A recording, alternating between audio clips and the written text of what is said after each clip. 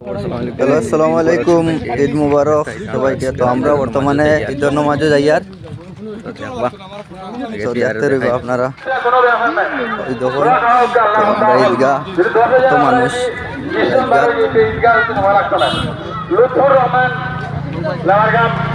তো ফার্স্টে লাস্ট পর্যন্ত দেখতে যাইবা।